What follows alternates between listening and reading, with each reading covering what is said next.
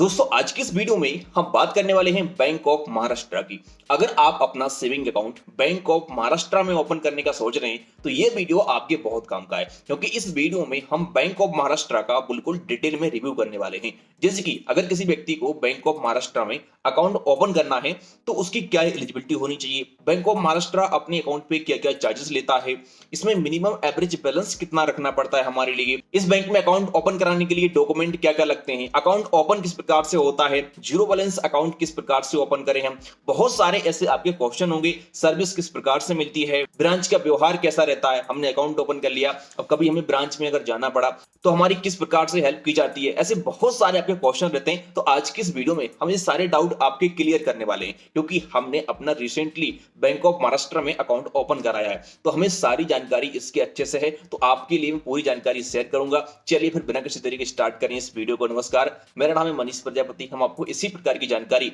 समय समय पर लेकर के आते रहते हैं। चैनल पर अगर आप पहली बार आए सब्सक्राइब कर देना, वीडियो पसंद आती तो एक लाइक जरूर कर देना। तो गाइस ये है, देखिए बैंक ऑफ महाराष्ट्र की ऑफिशियल वेबसाइट, यहां पर आपको इसकी सारी जानकारी बताई गई है। एक बात आप जानते हैं, किसी भी बैंक की वेबसाइट पर आपको सारी जानकारी नहीं मिलती है, वहां पर केवल उसको बस दिखाया जाता है, अच्छी सजा जाता है ताकि कस्टमर देखे, अकाउंट ओपन करे, लेकिन बहुत सारी चीजें होती हैं जो कि वेबसाइट पर आपको नहीं मिलती है।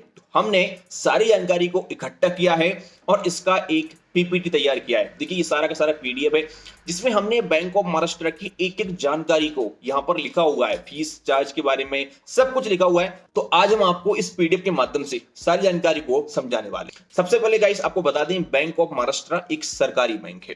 सरकारी बैंक आप जानते हो कि हमारी इंडिया में 12 सरकारी बैंक है, तो उनमें से ही बैंक ऑफ महाराष्ट्र एक सरकारी बैंक है। भारत सरकार का उद्यम यहां पर देखने को आपको मिल जाएगा। अब यहां पर बहुत सारे लोग बाद में कमेंट करते हैं कि नाम से लग रहा है बैंक ऑफ महाराष्ट्र, तो क्या महाराष्ट्र के लोग ही इसमें अकाउंट ओपन कर सकते हैं? जी ऐसा बिल्कुल भी नहीं है। इसका नाम है बैंक ऑफ महाराष्ट्र। आपको इसकी ब्रांचेस पूरे इंडिया में देखने को मिल जाएगी और आप कहीं से ही बिलोंग करते हैं आप इसमें अपना अकाउंट ओपन करा सकते हैं। हर बैंक अकाउंट की तरह यहां पर भी आपको 5 लाख रुपए तक का DICGC का एक इंश्योरेंस मिल जाता है आपके सेविंग खाते पर, जिसे हम deposit insurance credit guarantee corporation बोलते हैं। ये इंश्योरेंस हर बैंक में हर कस्टमर को इसलिए दिया जाता है कि मान लो कल के दिन उस बैंक में अगर कुछ भी होता है तो हमारा 5 लाख रुपए तक का पैसा 100% वहां पर सुरक्षित रहता है। आरबीआई इस बीमा के तहत हमारे 5 लाख रुपए तक की गारंटी लेती है। बैंक ऑफ महाराष्ट्र काफी पुराना बैंक है, 1935 में इसकी स्थापना की गई थी। ये काफी पुराना बैंक है, अंग्रेजों के जमाने का बैंक है और सरकारी बैंक है, लेकिन बस प्रॉब्लम थोड़ी सी इसकी यह है कि इसकी ब्रांचेस थोड़ा कम है। टोटल इंडिया में अगर बात करें तो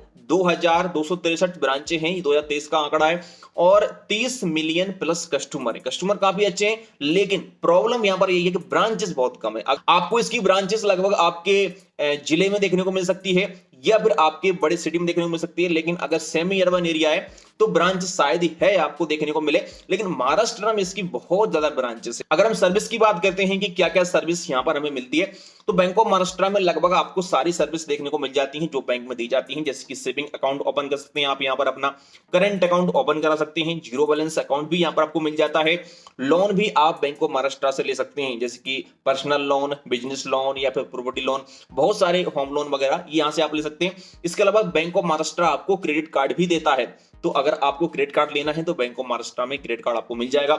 इसके अलावा सारी की सारी जो गवर्नमेंट स्कीम रहती हैं बैंकों में, जो योजनाएं वगैरह होती हैं, हमारी अटल पेंशन योजना या फिर कोई दूसरी योजना है, सुकन्या समृद्धि योजना, तो ये सारी यहां पर देखने को आपको मिलती रहेंगी। इसके अलावा KCC किसान क्रेडिट कार्ड वगैरह ये आप बैंक ऑफ महाराष्ट्र से ले सकते हैं। अब हम बात करते हैं यहां पर मिनिमम एवरेज बैलेंस की, कि किसी को अगर अकाउंट ओपन करना है इस बैंक में तो उसे कितना पैसा अपने बैंक खाते में रखना पड़ेगा। तो देखो ये एक सरकारी बैंक है, उस सरकारी बैंक में ना आपको ज्यादा अमाउंट नहीं रखना होता है यहां पर अपने अकाउंट में, तो इस बैंक में आपको मिनिमम एवरेज बैलेंस अपने एरिया के हिसाब से रखना होगा। जैसे कि अगर आपका ब्रांच मेट्रो या फिर अर्बन एरिया में लगता है तो आपको 2000 रुपए अपने अकाउंट में मिनिमम एवरेज बैलेंस बना के चलना होगा। अगर आपका ब्रांच सेमी अर्बन में लगता है तो आपको 1000 रुपए अपने अकाउंट में रखना पड़ेगा। अगर आपका ब्रांच रूरल एरिया में यानी ग्रामीण क्षेत्र में लगता है तो आपको अपने अकाउंट में 500 रुपए रखना पड़ेगा। लेकिन सबसे अच्छी बात यह है कि बैंक ऑफ महाराष्ट्र आपको जीरो बैलेंस अकाउंट भी देता है। जीरो बैलेंस अकाउंट आप ऑनलाइन ओपन कर सकते हैं। इसका फुल डिटेल वीडियो 1-2 दिन में आ जाएगा, तो आप देख लेना चैनल पे कि इसका जीरो बैलेंस अकाउंट हम किस प्रकार से वीडियो केवाईसी के माध्यम से घर बैठे बैठे ओपन करते हैं, क्योंकि हमने अपना जीरो बैलेंस अकाउंट इस बैंक में अभी ओपन किया है, तो उसका वीडियो बहुत जल्दी हम आपको बना करके डाल देंगे। अगर हम बेनिफिट की बात करते हैं तो यहाँ पर गाइस आपको 2.75% पर एनम का इंटरेस्ट मिल जाएगा, जो भी आप अपना बैलेंस रखोगे बैंक ऑफ महाराष्ट्र में। तो सरकारी बैंकों में इतना ही इंटरेस्ट मिलता है, आप जानते ही हैं पहले से ही बात। तो अगर आप इस बैंक में एफडी करते हैं तो आपको 6.50% पर एनम का इंटरेस्ट देखने को मिल सकता है। इंटरेस्ट आपका फिक्स नहीं होता है, ये थोड़ा बहुत इधर उधर हो सकता है। तो जब आप एफडी कर रहे हैं उस समय देख लेना कितना चल रहा है बैंक में, तो उतना आपको मिल जाएगा। इसके अलावा इस बैंक में आप इंटरनेट बैंकिंग चला सकते हैं, मोबाइल बैंकिंग यूज कर सकते हैं, जिससे कि बहुत सारे काम आप घर बैठे बैठे कर पाएंगे। इस बैंक में आप एफडी कर सकते हैं, आरडी कर सकते हैं, पीपीएफ अकाउंट वगैरह ओपन कर सकते हैं। यहां पर आपको चेक बुक देखने को मिल जाएगी, पासबुक मिल जाएगी और डेबिट कार्ड भी आपको इस बैंक में देखने को मिल जाएगा। इसके अलावा आप यूपीआई से भी बैंक ऑफ महाराष्ट्र को लिंक कर सकते हैं और मनी ट्रांसफर करने के लिए अपने गूगल पे, फोन पे, पेटीएम, इन सारी जगह यूज कर सकते हैं। अब यहां पर एक बड़ा क्वेश्चन आता है कि पासबुक, चेकबुक और डेबिट कार्ड ये हमें मिलता कैसे? क्योंकि रिसेंटली मैंने अपना अकाउंट ओपन किया बैंक ऑफ महाराष्ट्र में, तो यहां पर मुझे एक नई बात देखने को मिली। देखो नॉर्मली क्या होता है, हम किसी बैंक में अपना अकाउंट ओपन करते हैं तो जब हमें डेबिट कार्ड, पासबुक, चेकबुक चाहिए होता है तो हम ऑर्डर कर सकते हैं, या फिर हमारे लिए ऑटोमेटिकली घर पे बैंक की तरफ से डॉक्यूमेंट मिल जाते हैं अकाउंट ओपन होने के बाद।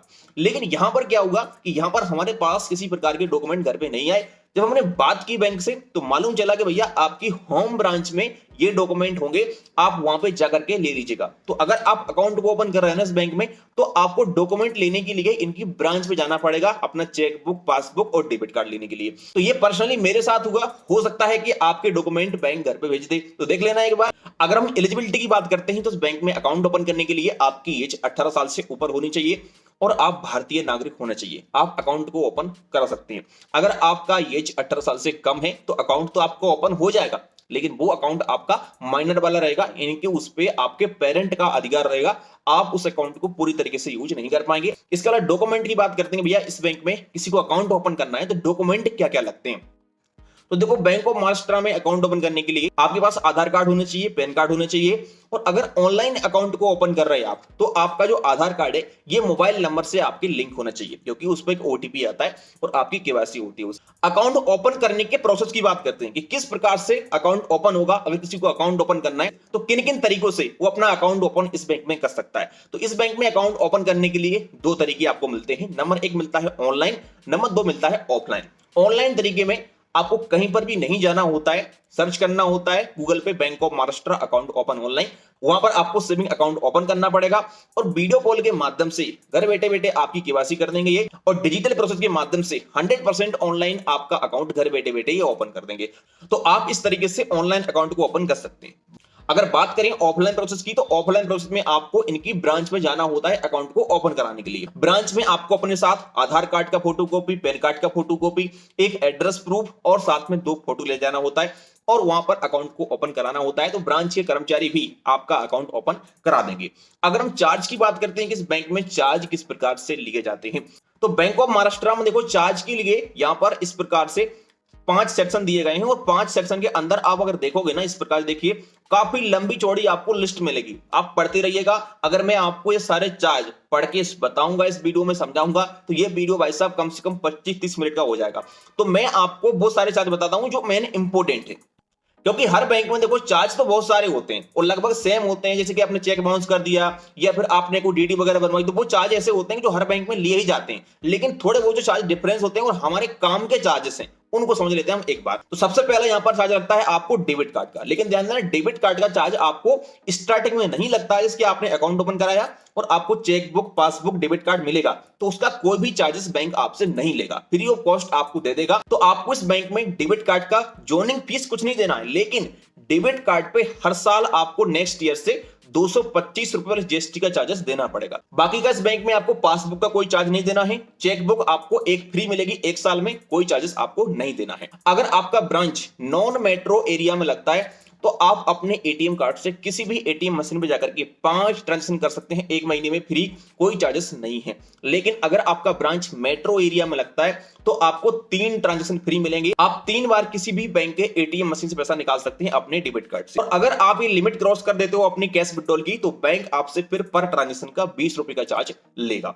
इसके अलावा इस बैंक में आपको एसएमएस अलर्ट का भी चार्ज देना होता है 15 रुपए पर क्वार्टर। इसके अलावा इस बैंक में आपको नॉन मेंटेनेंस एवरेज बैलेंस का चार्ज देना होगा, यानी कि आपकी एरिया के हिसाब से जो आपके अकाउंट पे मिनिमम एवरेज बैलेंस बताया गया है रखने के लिए, अगर आप वो नहीं रखते हैं तो बैंक देखिए इस प्रकार से आपसे चार्ज लेगा, जो कि यहाँ पर आप पढ़ लेना, ये सारी जानकारी बताई गई है। कि बाकी का सारे के सारे चार्जेस हर बैंक में लगभग सेम होते हैं, वही सारे, तो आप देख लेना, वो चार्जेस बताने का कोई मतलब नहीं है, फालतू वीडियो लंबा हो जाएगा।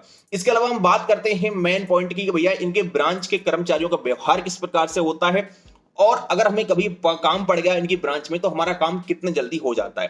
तो देखो इस बैंक में पर्सनली मैं एक बार गया था अपना काम कराने के लिए, तो मुझे सर्विस ठीक ठाक देखने को मिली। हमारा ब्रांच क्या है कि मेट्रो एरिया में लगता है। हमारे ब्रांच का जो माहौल है वो ठीक ठाक है, अच्छा नहीं है, बहुत अच्छा नहीं बोलेंगे, लेकिन ठीक ठाक है। अगर आप कभी काम कराने के लिए जाते हैं तो खिड़की से आपका काम यहां पर हो जाएगा, ठीक है। लेकिन ये ब्रांच टू ब्रांच डिपेंड कर सकता है कि आपकी ब्रांच किस एरिया में लगती है, वहां के कर्मचारी कैसे हैं भैया। आपकी ब्रांच के कर्मचारियों को मेहनत का पैसा खाना है या फिर दलाली करना है, तो वो उनके ऊपर डिपेंड करेगा, क्योंकि बैंक कोई भी खुद आकर के नहीं देखता है कि आपकी ब्रांच में क्या हो रहा है। तो ये ब्रांच टू ब्रांच डिपेंड करता है। जैसे मान लो आपकी ब्रांच की सिटी में है और आप पढ़े लिखे आदमी है, खुद आपको सारी जानकारी है बैंक की, आप हमारा वीडियो देखते रहते हैं, आपको सब जानकारी है, तो जब आप बैंक में जाओगे, जब आप बात करोगे उस तरीके से, तो बैंक वाले आपका चेहरा देख करके ही समझ जाएंगे कि यार इसके पास नॉलेज है बैंक की और ये बंदा हमारे लिए दिक्कत कर सकता है, कहीं कंप्लेंट वगैरह ना कर दे तो वो आपका काम सही से कर देंगे। लेकिन अगर आपको खुद ही पता नहीं है अपने बारे में, अपने अधिकार नहीं जानते हैं, तो फिर बैंक कर्मचारी आपका काम क्या करेंगे। तो ये आपकी ब्रांच के ऊपर डिपेंड करेगा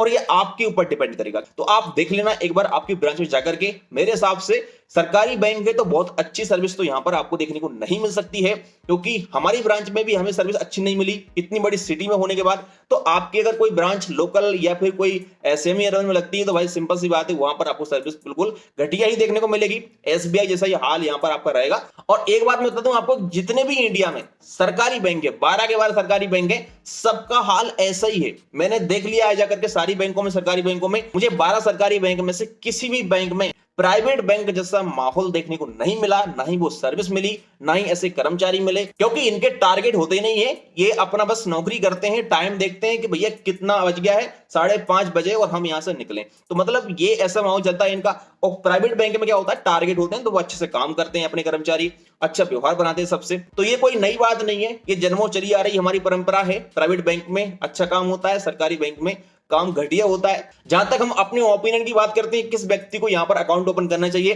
तो पहली बात यह है कि अगर आपको जीरो बैलेंस अकाउंट ओपन करना है, वो भी सरकारी बैंक में, तो आपको अकाउंट ओपन करना चाहिए। लेकिन ध्यान देना कि आपके नजदीकी ब्रांच होना चाहिए। अकाउंट को ओपन कर लिया मान लो चले और ब्रांच है ही नहीं आसपास, तो आपको भाई साहब प्रॉब्लम का सामना करना पड़ेगा। बहुत सारे इनके काम आपको ब्रांच में जाकर करवाने पड़ेंगे। तो ब्रांच अगर है तभी अकाउंट ओपन करना।